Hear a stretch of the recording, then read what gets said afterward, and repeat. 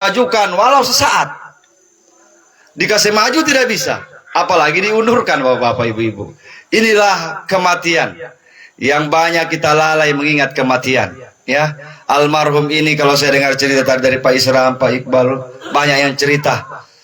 Beliau sepertinya mengetahui kepergiannya. Ya, mungkin itulah isyarat dari Allah. Mungkin beliau selama hidup di dunia mungkin hatinya bersih. Hanya orang-orang bersih hati saja yang Allah berikan hidayah. Dia sepertinya mengetahui akhir hidupnya. Banyak orang bapak ibu tidak tahu. Ya, tiba-tiba dia kaget, meninggal dan saya ini. Seandainya kita diberikan firasat oleh Allah, diberikan tanda-tanda oleh Allah, bersyukurlah kita. Sempatlah kita berziarah, sempatlah kita bermaaf-maafan dengan keluarga, bermaaf-maafan dengan tetangga. Kalau seandainya kita punya hutang, sempat kita bayar hutang. Kalau seandainya seperti beliau, sepertinya tahu keadaannya mau meninggal. Tetapi bagaimana kalau kematian itu datang tiba-tiba sama kita? Maka kematian ini tidak bisa kita lihat, Pak.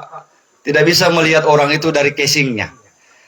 Karena casing ini bisa menipu kadang-kadang. Ada orang penampilannya biasa saja, tetapi subhanallah hatinya bersih. Tidak ada prasangka. Tetapi ada juga orang yang dibalut dengan pakaian seperti ini, tetapi kotor hati. Masih ini dan sebagainya. Jadi kita melihat manusia itu pada hatinya. Dan Allah juga melihat begitu. Innallaha la yanzuru ila ajsamikum. Allah tidak melihat bentuk tubuh kalian. Wala ila suwarikum. Allah tidak lihat penampilan kalian. Walakin yanzuru ila qulubikum. Allah lihat hati. Maka di mana-mana dikasih tahu perbaiki hati.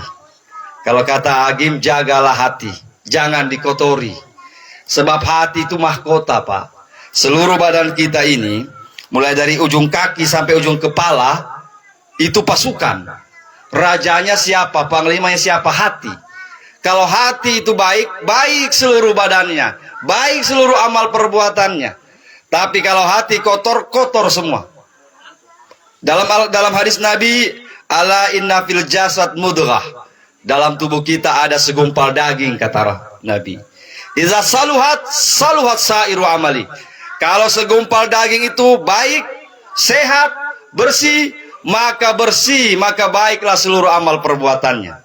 Akan tetapi walakin iza fasadat sairu amali. Tapi kalau hati rusak, hati kotor, maka kotorlah semua amal perbuatan. Maka kita ini berzikir, Pak. Zikir kita itu kita tancapkan di hati. Afdalu zikri fa'alam annahu la ilaha illallah. Kenapa itu orang kalau berzikir dia tutup matanya? Karena dia mau mata lahir ini yang sering-sering melihat begini diganti dengan penglihatan mata batin. Kita ini kalau tutup mata, Pak, gaib semua. Maka gaib itu ada di sekitar kita. 1% saja yang nyata sama kita ini sebenarnya. Kalau kita tutup buka mata, ini nyata.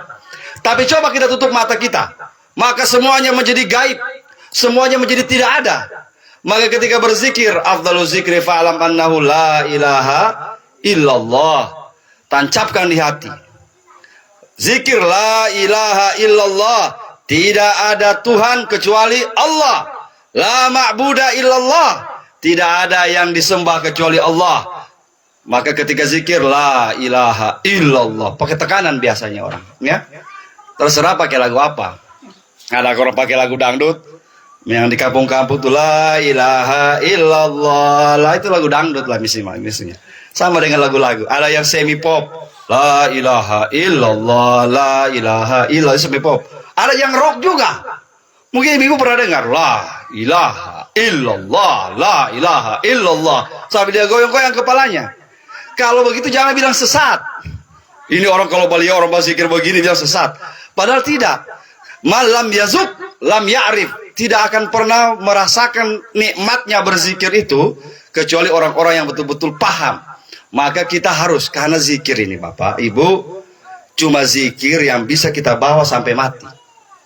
Kalau puasa, kalau kita mati tidak puasa, ini sudah setengah mati, sudah sakarat, tidak mungkin puasa. Sholat, tidak mungkin orang sudah sakaratul maut kita suruh sholat lagi. Apalagi zakat. sedekah. Hanya ada satu amalan yang bisa kita bawa sampai kita mati, sampai kita menghembuskan napas kita yang terakhir. Apa itu? Zikir kepada Allah. Ya, maka zikir ini dibawa terus. Jangan zikir cuma di masjid. Jangan zikir cuma kalau sementara sholat, tapi setiap saat kita berzikir kepada Allah Subhanahu wa taala. Mudah-mudahanlah almarhum ini meninggal dalam keadaan berzikir. Nanti mudah-mudahan ditanya sama istri sama anak-anaknya, mudah-mudahan beliau berpuasa. Kalau seandainya mungkin ada halangan sebelum ini, ini yang perlu dijelaskan. Bagaimana Ustaz? Kalau ada orang meninggal di bulan Ramadan, itu bulan yang paling mulia.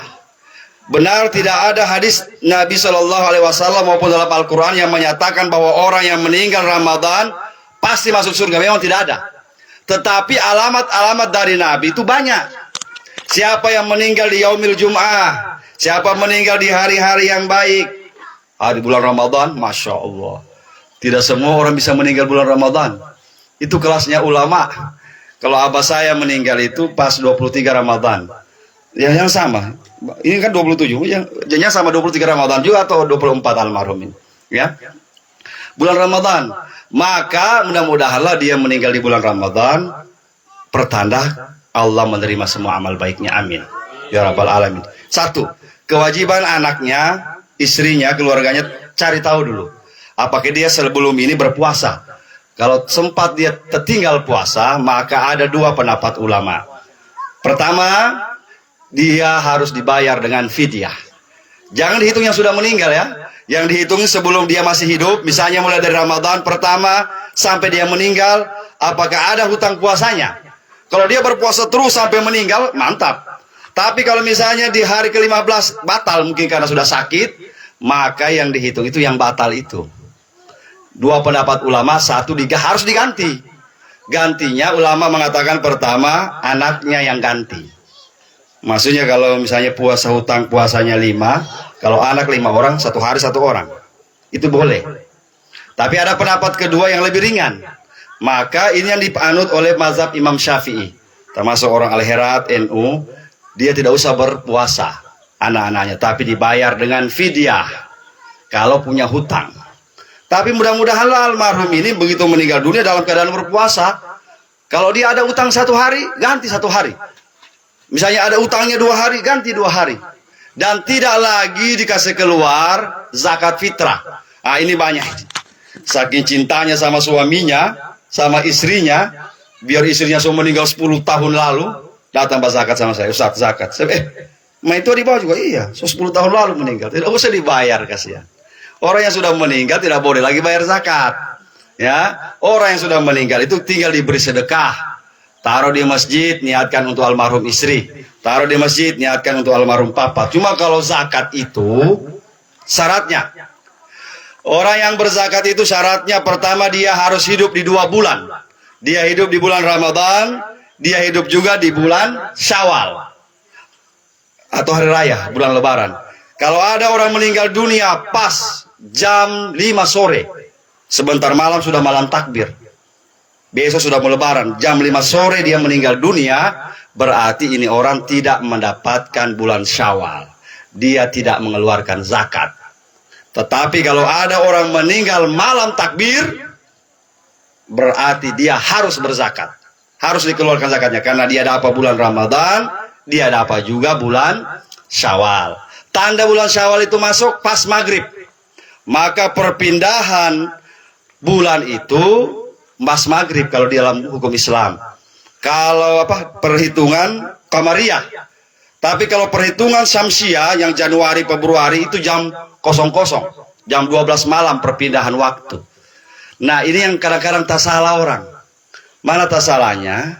Begitu jam 12 besoknya hari ke-30 dia berbuka puasa. Setengah hari saya dia berpuasa. Masih ada itu di Parigi. Waktu abah saya datang pertama di Parigi, masih banyak yang berpuasa 3 hari saja. Hari pertama, hari ke-15, dan hari ke-30. Di hari ke-30, dia jam 12 berbuka pergi ke pasar makan bakso. Dia bilang sudah hari raya ini, karena sudah pindah tadi jam 12 malam. Astagfirullahaladzim. Ini mazhab apa dia pakai? Mudah-mudahan sudah tidak ada di sini ya. Tapi saya lihat-lihat ini, semakin hari lebaran semakin ramai pasar. Ya. Mudah-mudahan masih puasa semua. Dulu saya lihat itu rumah masakan Padang, dia punya menu itu masih di dalam. Walaupun ada sekali orang keluar masuk itu di Padang-Padang itu, tapi sekarang sudah dijejer di situ. Siang-siang, Allahu Akbar, sangat menggoda iman. Ya, ini bahaya ini ya. Saya di mana-mana saya sampaikan begitu. 10 hari pertama Ramadan yang menggoda kita itu kelas S1. Setan yang datang menggoda kita mulai dari hari pertama puasa sampai 10 itu kelas S1. Tapi kalau mulai dari 11 sampai 20 itu sudah kelas S2. Sudah masternya setan yang datang. Hati-hati sekarang ini. Hari ke-27 besok bukan lagi master, sudah doktornya setan. Hati-hati tak colok. Ya, hati-hati. Karena kalau biasa hari pertama itu memang semangat orang. Sama orang mendaki mulai dari kebun kopi, kilo 2, gagak ke sana naik. Sampai di kebun kopi. Tapi pas dia turun, banyak terselip ban. Ya, mudah-mudahan di sini aman semua, amin. Ya Rabbal Alamin. Hati-hati bapak-bapak ya. Godaannya bukan cuma anak. Godaan menjelang Lebaran ini luar biasa. Ya, apalagi pasar sudah mulai rame. Kemudian godaan istri juga sudah mulai datang. Sudah ajukan proposal. Toples belum ada. Ini jendela apa semua ini sofa belum ada. Pusing sudah. Daripada pusing buka saya. Kau bertanya terus kapan THR muncul, kapan ini, Allahu Akbar, ya. Maka di situ harus kita jaga, ya. Malam 27 Ramadan ini puncak, Bapak. Maka di mana-mana orang sudah bersiap malam kalau di Gorontalo apa tombol tohe apa ya? Malam bakar lampu. Saya dengar tadi kemarin itu sudah bersiap orang di Bantaya sana, ya. Tapi dibagi hujan tadi, tidak jadi bakar lampu setahu ini. Saya tidak tahu ini, nanti tinggal tunggu sebentar di FB. Ada bakar lampu tidak di Bantaya ini. Apa dibagi hujan, ya. Intinya bagaimana? Mencari Lailatul Qadar. Kita bawa sedikit puasa karena ini masih puasa. Lailatul Qadar itu hurufnya lam, ya, lam, ta, alif, lam, kaf, dal, ra. 9 hurufnya. Lailatul Qadri. Kalau ayatnya inna anzalnahu fi lailatul qadri. 1. Wa ma adraka ma lailatul qadri. 2. Lailatul Qadri khairum min alfi syahr. Maka ayat berbicara tentang Lailatul Qadar 3 kali. Allah menyebut kalimat Lailatul Qadar. Kalau dihitung hurufnya 9. 9 kali 3, 27. Maka kenapa banyak orang mengatakan malam Lailatul Qadar itu malam 27 Ramadan. Tetapi itu tidak paten. Bisa saja berubah. Ya, kuncinya kalau kita dapat Lailatul Qadar malam ini, kalau kita sementara sholat, dapat Lailatul Qadar. Kita sementara berzikir dapat Lailatul Qadar. Karena paling banyak orang mendapatkan Lailatul Qadar itu ketika dia sedang sholat. Maka kenapa kita harus sholat tahajud sebentar malam? Sholat hajat, sholat tahajud. Kalau perlu lagi sholat tasbih. Karena siapa tahu kita dapat itu Lailatul Qadar. Tidak pernah dalam sejarah orang dapat Lailatul Qadar sementara menonton TV. Atau sementara main bakoco domino. Oh, jauh. Tidak mungkin itu, ya. Maka mudah-mudahan sebentar ini jangan pakai main domino. Jangan pakai bagadang berdoa. Saya tukang merokok juga. Tapi kalau malam 27 Ramadan saya berhenti, takut saya. Yang malaikat mau datang, ya. Malaikat bilang, aduh, nggak saya mau kasih Lailatul Qadar sementara berasap ini. Ya mudah-mudahanlah kita dapat. Ya, tapi kalau lihat tanda-tanda alam ini, macam tiada harapan dalam ini. Kita carilah besok malam. Karena kalau begini, Lailatul Qadar itu menurut ulama yang dapat, ya. Ulama itu begitu dia dapat Lailatul Qadar, mereka ceritakan tanazzalul malaikah, yang turun itu malaikat. Cuma kita tidak bisa lihat. Kita cuma bisa merasakan ketenangan batin. Kita ingat kita punya dosa, kita ingat oh cinta sekali sama Allah. Di situ kita dapat. Jangan salah paham. Karena salah paham begitu dia lihat tengah malam ada yang kerja ini, yang prank dia. Dia punya tetangga. Begitu dia sementara mengaji di teras, sementara khusyuk kalau pakai tetangganya pakai gamis semacam begini, tapi yang putih. Baru dia tutup kepala juga pakai putih, pakai minyak satu botol habis supaya harum. Kalau dia berjalan dekat rumahnya, oh dia kacang dia Lailatul Qadar ke sana. Dia bilang saya ada apa ini Lailatul Qadar. Padahal manusia yang sana. Jadi Lailatul Qadar itu sudah kita lihat Bapak Ibu. Mudah-mudahan kita dapat insya Allah. Kenapa kita dapat? Siapa yang mendapatkan malam Lailatul Qadar maka dia seolah-olah, bukan lagi seolah-olah, dia mendapatkan pahala 83 tahun atau 1000 bulan. Pernahkah kita sholat 83 tahun? Pernahkah kita ibadah 83 tahun? Tidak pernah, Pak. Kalau toh kita punya umur sekarang 83 tahun, tidak mungkin kita pernah sholat atau ibadah selama 83 tahun tidak putus-putus. Itu sejarah terjadi sama seorang nabi. Namanya Nabi Sam'un. Dia siang berperang, siang perang, malam tahajud. Siang berpuasa, malam tahajud. 83 tahun dia begitu, Pak. Itu Nabi. Nabi Sam'un namanya. Terakhir Nabi Muhammad mengatakan, nanti umatku sama dengan Sam'un. Tetapi umatku dapat dalam jangka waktu cuma 1 malam. Sam'un dapat pahala itu 83 tahun. Tapi umatku akan dapat cuma 1 malam. Kalau dia mendapatkan malam Lailatul Qadar. Nabi Sam'un. Maka orang Arab, orang Barat tidak tahu disebut Sam'un. Maka jadinya Samson. Nah, itu sudah Nabi orang Barat bilang Samson. Nah, itu Sam'un. Memang orangnya kuat. Ya, orangnya kuat, besar. Maka jadinya di Barat itu Samson. Cuma sekarang ada juga Samson Betawi. Bapak-bapak, ibu-ibu kaum muslimin muslimat yang dirahmati Allah. Selanjutnya sebagai ceramah terakhir. Karena sebentar ini Toro mau pulang, mau persiapan menjemput Lailatul Qadar. Tidak panjang-panjang ceramah. Yang saya ingatkan pertama adalah, kalau seandainya almarhum ini orang tua kita punya hutang, itu dulu ditanya. Terus dulu tanya mana peninggalannya, mana ininya. Hutang kalau tidak. Mudah-mudahan tidak ada. Kalau tidak ada langsung aman. Tapi kalau seandainya masih ada hutang piutang namanya orang manusia, segera mungkin dilunasi. Itulah tugas dan tanggung jawab seorang anak. Kalau orang tua meninggal, yang dia tanya adalah hutangnya orang tua. Dia selesaikan semua. Sebab kata Nabi, kalau seandainya ada orang meninggal dunia tidak dibayar oleh anak ahli warisnya, maka selama utang itu masih ada, dia akan tersiksa di dalam kubur. Mudah-mudahanlah kita bisa selesaikan. Itu cuma utang doi. Ada juga hutang janji. Siapa tahu almarhum pernah janji orang begini-begini, tanya-tanya juga. Pernah almarhum berjanji saya begini, pernah kau janji? Kalau dibilang sudah, saya selalu lupa itu janji. Mudah-mudahan begitu Bapak Ibu. Sebaliknya, bagi kita yang sudah hidup ini, jangan cuma orang yang meninggal kita paksa harus membayar hutangnya kita. Kita yang hidup ini kadang-kadang biasa juga begitu. Begitu orang sudah meninggal, dia bilang alhamdulillah, so meninggal dia. Tiada tulisan, tiada catatan, anaknya tidak tahu, istrinya tidak tahu, aman. Berarti lunas utang. Ah, ini bahaya. Ini bukan bank, bukan dealer. Kalau di dealer mungkin diputihkan kita ya. Orang sudah meninggal di bank. Tapi ini hutang pribadi, walaupun orang tua orang yang sudah meninggal, wajib kita bayar. Ada ahli warisnya, ada anak istrinya. Mudah-mudahan kita semua oleh Allah Subhanahu wa taala dikumpulkan malam ini. Kita doakan almarhum, mudah-mudahan almarhum mendapat tempat yang terindah di sisi Allah Subhanahu wa taala. Sesuai dengan kejadian kematiannya di hari yang baik ini, di hari bulan Ramadan, semoga ini menjadi amal ibadahnya. Dan kepada anak-anak almarhum, marilah bersama-sama jangan melupakan doa kepada beliau. Kita tutup dengan Al-Fatihah. Ila hadatin Nabil Mustafa Rasulullah Muhammad sallallahu alaihi wasallam, khususan ila ruh almarhum siapa? Mahmud ya?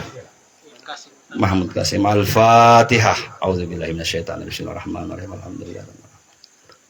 Inam ta'alim ghair maghdubi alaihim waladdallin. Bismillahirrahmanirrahim. Allahumma ighfir lahu warhamhu wa'afihi wa'fu anhu wa akrim nuzulahu wa simma dakhalahu. Allahumma la tahrimna ajrahu wa la taftinna ba'dahu waghfir lana wa lahu. Allahumma adhil fi kuburihi rawha wa rihan wal fusata wal aman wal afwa wa ridwan. Ya Hannan ya Mannan ya man idza su'ila a'ta wa idza su'ina an. Rabbana atina fid dunya hasanah wa fil akhirati hasanah wa qina adzabannar. Walhamdulillahirabbil alamin. Dawam fiha subhanakallahumma tahiyyatu fi sa'ir da'wana alhamdulillahirabbil alamin. Wassalamualaikum warahmatullahi wabarakatuh.